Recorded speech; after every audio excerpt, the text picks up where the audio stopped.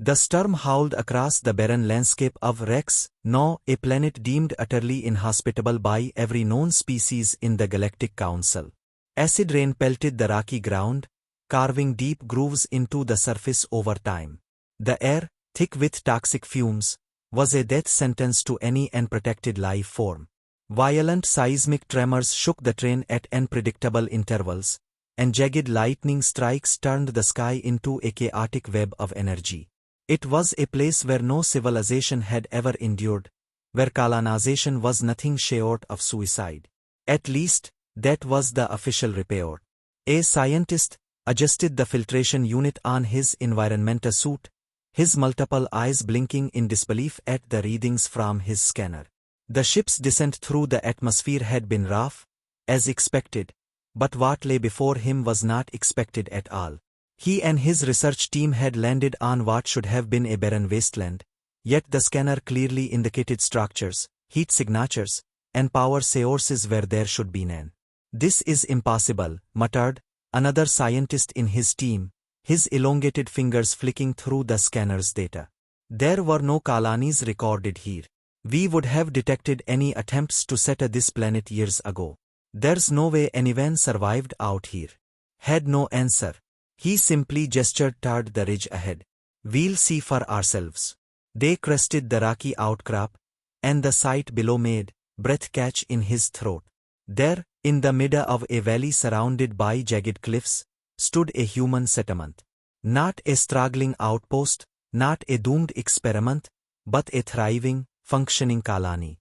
Enormous domes stretched across the valley floor, their surfaces reinforced with dark metallic plating that seemed to shrug off the relentless storm. Smaller outposts, towers, and what looked like industrial facilities lined the settlement, their lights cutting through the toxic fog. "By the word," whispered. "They built this? Here." The team activated their suit communicators, patching into their ship's main database to human colonization records. There was nothing, no official documentation, no announcements, not even a whisper of an attempt to claim Rex, no. And yet, as they magnified their visuals, they could see humans walking the perimeter, wearing sturdy, and carrying what looked like plasma tools. Massive machines were drilling into the rock, harvesting resources, while others were constructing additional structures as if this was just another day of expansion. A deep rumbling shook the ground beneath them. Instinctively reached for balance as he saw a fissure open several meters away, spewing toxic gases into the air. The humans below barely reacted. Some of their machinery adjusted its positioning automatically, stabilizers activating as if they had long adapted to these unpredictable quakes. "This defies every survival model we have," said his voice laced with unease. "There's no way they should be able to sustain themselves here." Another scientist in the group pointed toward the far end of the settlement. "I think we're about to get answers." A large vehicle, heavily armored and reinforced, approached their position, kicking up dust and debris as it navigated the treacherous terrain. It stopped a few meters away, and from its reinforced doors, 3 humans emerged. They were clad in rugged suits, their helmets reflecting the dim light of the stormy sky. The tallest of the 3 stepped forward, his movements confident but not hostile.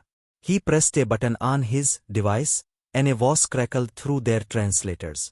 Well, the human said, his tone laced with amusement. "Didn't expect visitors out here.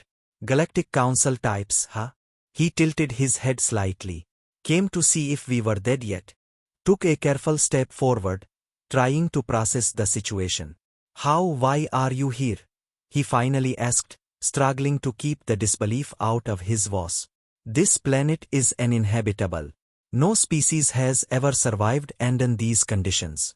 The human chuckled, shaking his head. "Yeah, that's what we heard too." He gestured to the settlement behind him. "But, see, we didn't get the memo." Mandibles clicked in frustration. "You're not supposed to be able to live here. The atmosphere is poison. The seismic instability should have torn your structures apart. The storms are a pain in the ass, yeah," the human interrupted. "But we adapt. Built domes that can withstand the pressure, reinforced structures with dynamic stabilizers, and got some damn good filtration tech to keep the air breathable. He patted the side of his suit. We're not like the other council races, pal. We don't give up just because a planet isn't ideal. Still couldn't believe what he was hearing. But why settle here? There are thousands of habitable planets. Because this one had something we needed. The human answered, a smirk on his face. A challenge. Exhaled sharply, clearly disturbed by what she was hearing. You'd choose to struggle. The human laughed. Struggle? Nah. We choose to push limits. That's what we do. He gestured at the storm raging above. Every species out there runs from places like this. We run toward them. And his team exchanged glances, realization dawning on them. The Galactic Council had assumed survival was dictated by environmental conditions. But the humans had rewritten that rule entirely. They thrived where others faltered. As if to punctuate the moment, a bolt of lightning struck one of the human buildings in the distance. Instead of crumbling, the structure absorbed the energy, rerouting it into a series of conduits that flickered with a controlled burst of light. The human beside them grinned. You see, we don't just survive, he said, eyes gleaming with pride. We conquer the impossible. The Galactic Council had underestimated humanity. Again. The invasion was supposed to be swift, a decisive strike to cripple Terran expansion before it could pose a true threat to the balance of power. The Unified Coalition, an alliance of the galaxy's most dominant military forces, had gathered an overwhelming fleet, outnumbering the human defenses 5-1. Their strategy was simple: strike hard, fast, and with overwhelming force. The humans, with their short lifespans and limited biological durability, would fold as so many species had before them. At least that was the plan. But the humans didn't get the memo. Admiral of the Dominion stood aboard the bridge of the warship, his crimson eyes fixed on the holographic display before him. The initial battle had gone exactly as predicted, Terran defenses crumbling under the sheer might of the coalition's fleet. The first few planets had fallen with minimal resistance, and the path to Terra itself seemed wide open. But then, things changed. Coalition ships started disappearing in areas with no known enemy presence. Supply lines were cut, entire battalions isolated, their communications severed. The humans weren't engaging in open warfare anymore. They were fighting like ghosts. Reports came in from the outer systems, destroyed warships, sabotage on an unprecedented scale, and fleet movements that made no sense. The coalition had destroyed the Terran fleet, hadn't they? How were these ships still attacking? How were they everywhere? The realization came too late. The fleet hadn't destroyed the human forces. They had baited the coalition into thinking they had. A violent tremor rocked and alarms blared across the bridge. One of the officers sputtered, his mandibles clicking in panic. Admiral. Stealth ships, Terran forces emerging from the asteroid field. Turned his gaze to just in time to see, fire cut through the void like silent death. Several coalition cruisers exploded, their shields shattered by the sheer velocity of the Terran weaponry. Human ships, smaller but more agile, weaved between the larger coalition vessels, delivering precise strikes that left the enemy fleet scrambling to regroup. We anticipated a conventional battle, snarled, gripping the edges of the command console. The humans fight like predators. On the other side of the battlefield, aboard the Terran warship Valkyrie, Admiral Carter observed the chaos with calm intensity. The coalition had brought numbers, but numbers didn't win wars.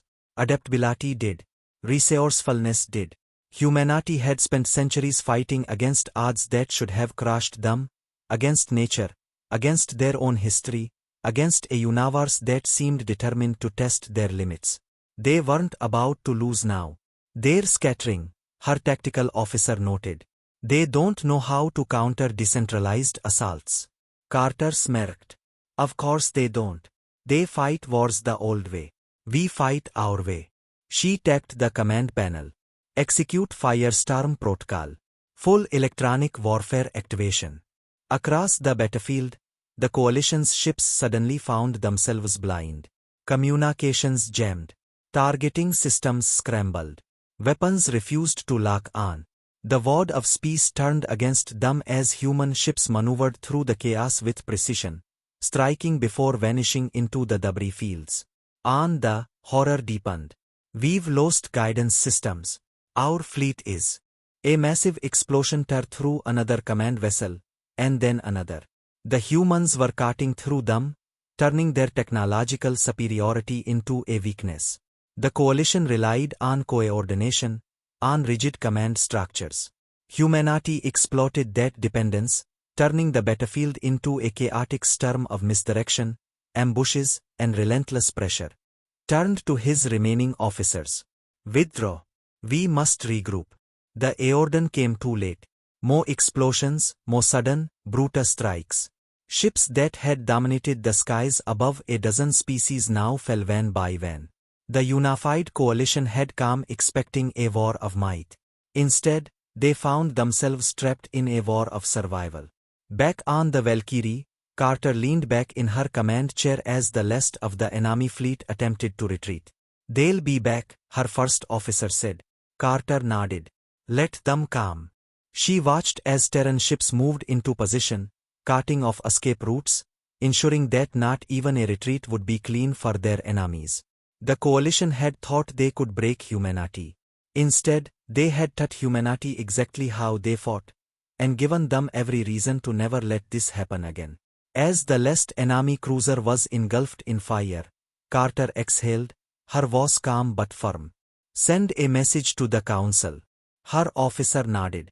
What do you want it to say? That was supposed to be the final blow. The Galactic Coalition had tried everything: diplomatic isolation, economic warfare, military invasions. Nothing worked. Humanity refused to break. They fought like demons, adapted like viruses, and turned every weakness into a strength. So the coalition resorted to the one thing no species could withstand: engineered extinction. The virus was designed with absolute precision, crafted to target the specific genetic structure of humans. It was supposed to be the perfect weapon, unstoppable, incurable, a silent executioner that would erase them from existence. The first outbreaks were swift. Entire cities fell into chaos as reports flooded in of a sickness spreading through Terran colonies. The symptoms were brutal: hemorrhaging, organ failure, neurological collapse. Coalition leaders watched from their pristine, believing they had finally won. Humanity had no natural immunity. There was no cure. The war was over. Except it wasn't. On Earth, deep within the sector of Luna Station, Dr. Evelyn Carter stood in the sterile glow of the medical research lab, staring at something that shouldn't have been possible. The virus samples, which had been ravaging human populations for weeks, were breaking down. Not mutating, collapsing. The infected patients, initially doomed to rapid deterioration, were recovering. Their immune systems weren't just fighting back. They were adapting. Faster than any known biological model predicted. Faster than should be possible. Her team worked around the clock, sequencing the virus, tracking its mutations, analyzing immune responses. What they discovered sent a shockwave through the scientific community. We're beating it, whispered Dr. Kwan, her voice filled with disbelief. The human immune system is evolving in. Evelyn exhaled sharply. Not just evolving. Learning. Faster than anything we've ever seen. Within days, the recovery rates skyrocketed. Death tolls plummeted. Entire populations that had been written off as doomed were now walking out of hospitals with strengthened immune systems. A virus designed to wipe them out had become an unintentional vaccine. The coalition's perfect weapon had backfired. Humanity had turned their greatest weakness into another victory. The coalition, upon receiving this news, refused to believe it. Were absolute. There was no way a species, even when as adaptable as humanity, could survive a virus engineered at the molecular level to target them. And yet, across every infected world, the sickness was fading. The humans didn't just endure. They overcame. Admiral of the Krell Dominion, one of the architects behind the sat in stand silence as the reports came in. His mandibles twitched, his claws clenching against the armrest of his command chair. This is not possible, he growled. No species is this resilient. A strategist named, hesitated before responding. We underestimated them. Again. Slammed his fist against the console. We did not underestimate. We engineered their demise. Reptilian eyes narrowed as he pulled up the latest intercepted human broadcasts. On the screens, celebrations erupted across Terran colonies. Scientists stood before cameras, explaining how the virus had only made them stronger. Doctors were already distributing their findings, ensuring that no future attack of this kind would ever threaten humanity again. They had been attacked at the very core of their biology, and instead of perishing, they had evolved. And then came the final blow. Reports from the Krell, from colonies, from the very laboratories where the had been created. Something was spreading. Not the original virus, but something worse. The humans had done the unthinkable. They had modified the pathogen, reversed its design, and sent it back. The coalition's own species, those who had launched had no immunity to their own creation. The death tolls among Krell populations were already climbing. Entire cities were under quarantine. What had been meant to be humanity's execution was now the coalition's plague. They weaponized our own weapon, muttered, his voice hollow. They turned it against us. Exhaled slowly. They don't just fight wars, Admiral. They survive them. On Earth, Dr. Carter leaned back in her chair, exhaustion evident in her eyes. The war wasn't over. It never truly would be. As long as humanity existed, threats would always come. But this was different. This was a message. A warning to every species that thought humans could be broken by force, by famine, by plague. You can try to kill us, but we will always come back stronger. The news networks repeated the phrase over and over, spoken first by a soldier, then by scientists, then by civilians in the streets. It became humanity's response to the greatest biological attack in history. We didn't get the memo. The war was over, but the scars it left behind would never truly fade. Cities lay in ruins, metropolises reduced to crumbling skeletons of steel and stone. The sky, still tinged with the remnants of smoke from burning enemy warships in orbit, cast an eerie glow over the battered earth. Yet, despite the devastation, despite the unspeakable losses suffered, humanity stood unbroken. They had not only survived, they had thrived. Where others would have crumbled under the weight of such destruction, humans rebuilt. It was what they had always done. It was what they would always do. Admiral Sarah Carter stood atop the remains of what had once been the Terran High Command, her gaze fixed on the horizon. Behind her, soldiers moved among the rubble, clearing debris, helping wounded civilians, and setting up temporary shelters. Flags of the Terran Republic were being raised atop ruined buildings, a symbol of defiance and endurance. In the distance, a massive underground bunker entrance rumbled open, revealing hidden warships and supply depots that had been built in secrecy. The enemy had believed they could bring humanity to its knees, had believed they could starve them out, bomb them into oblivion, or crush their spirits. They had been wrong. Carter turned as General Elias Roth approached, his uniform torn and bloodstained, but his stance as firm as ever. "We're receiving transmissions from the remnants of the coalition," he said, his voice calm despite the exhaustion evident in his features. "They're offering a ceasefire. Unconditional." Carter smirked. "They don't have a choice." She gestured to the sky, where the wreckage of their fleet burned. "They threw everything they had at us. We adapted. We endured.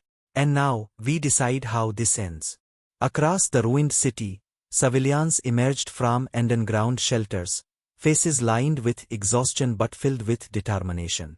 Engineers worked tirelessly to restore power grids, scientists analyzed captured enemy technology, and the military secured what remained of the enemy's shattered invasion force.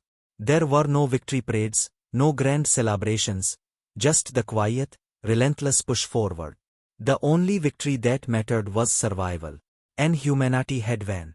Among the ruins, a group of young children played in the rubble, turning fallen pieces of enemy war machines into makeshift toys.